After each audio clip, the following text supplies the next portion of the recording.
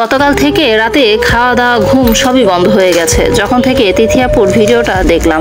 আসলে দেখে এত খারাপ লাগলো, তিথি আপুর ভিডিওটা এর আগে থেকে টুকিটাকি দেখতাম। মাশাআল্লাহ আপুর নামে আপুর পেজটা, আপুটা মাশাআল্লাহ অনেক সুন্দর ছিল। তাদের দুইজনের খুনসুটি দেখে খুবই ভালো লাগতো, তার আর তার হাজব্যান্ডের। তো হঠাৎ করে এসব খবর দেখে এতটা বেশি মন খারাপ হলো।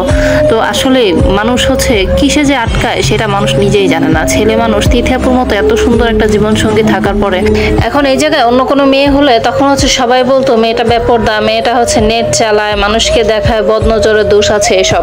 তো আমার কথা হচ্ছে এখন কি বলবেন, এখন এখানে তিথি আপু তো সম্পূর্ণ পর্দাশীল একটা মেয়ে। মাশাআল্লাহ সে দেখতে শুনতে অনেক ভালো, এমন কোনো গুণ নাই তার মধ্যে নাই। ঠিক আছে, সে যেভাবে তার বর্ণনাগুলো বললো, সে যতটা কষ্ট করেছে সম্পর্কটাকে টিকিয়ে রাখার জন্য, সে শেষ পর্যন্ত যেভাবে আর্তনাদ করে কান্না করছিল যে তুমি শুধু বলো কিভাবে কি করলে আমাকে তোমার মতো হওয়া যাবে, আমি ঠিক সেভাবেই তোমার মতো হব। একটা মানুষ কতটা আর্তনাদ করে, কতটা চেষ্টা করে একটা সম্পর্ক টিকিয়ে রাখার জন্য।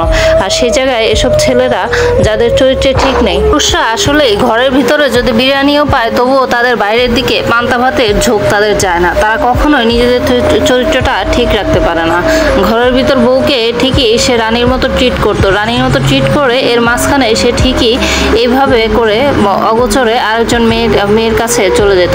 তা আমার কথা হচ্ছে এসব তিথি আপুর মতো ভালো মেয়েদেরকে রেখে যেসব ছেলেরা অন্য মেয়েদের কাছে যেতে পারে, তো এই যে যারা দ্বিতীয়বার বিয়ে করেন তারা একবার কেন চিন্তা করেন না যে যেই ছেলে এত ভালো একটা মেয়েকে রেখে আপনার কাছে আসতে পারছে, সেই ছেলে আপনাকে রেখে অন্য কারোর কাছে যেতে পারবে?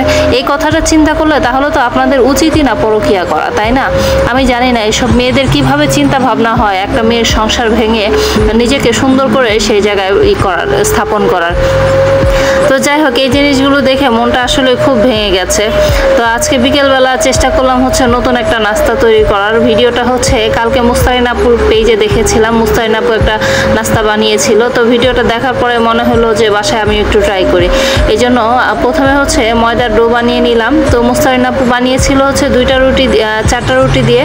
তো আমি বানানোর পরে দেখলাম রুটি হয়ে গেছে 3টা। তো চিন্তা করলাম 3টা রুটি দিয়ে তাহলে আমি 3টা থাক করি। এই জন্য 3টা রুটি করে তারপরে হচ্ছে আলু ভর্তা করলাম। আলু ভর্তার হচ্ছে পেঁয়াজ দেইনি, কাঁচামরিচ দেইনি, যেহেতু হচ্ছে আমার বোন খাবে, ও খেতে পারবে না, ও যেহেতু অসুস্থ, পেঁয়াজের গন্ধটাও নিতে পারে না। এই কারণে হচ্ছে 2 থাক করে তার মধ্যে হচ্ছে ভর্তাটা ঠিক মতো দিয়ে পোর করে সুন্দর করে কেটে কেটে তারপরে এরকম শেপ করলাম। তো শেপটা দেখতে খুবই সুন্দর হয়েছে, আমার কাছে খুবই ভালো লেগেছে। নেটে দেখার পরে যখন কোনো কিছু ট্রাই করার পরে সেই জিনিসটা সেরকম হয় তখন সেটা দেখতে আসলে খুবই ভালো লাগে। দেখুন কত সুন্দর করে সাজাচ্ছি। তো জিনিসগুলো বানাচ্ছিলাম আর হচ্ছে ভাবছিলাম যে আসলে এরকম হবে কিনা। তারপরে এটা যখন আপনি ফোল্ড করবেন, ফোল্ড করার সময় একটু পানি দিয়ে নিলে মুখটা হচ্ছে লেগে যায়। তো সুন্দর করে পানি দিয়ে নিলাম, পানি দিয়ে ফোল্ড করে নিলাম। তো কয়েকটা হয়েছে, যাই হোক।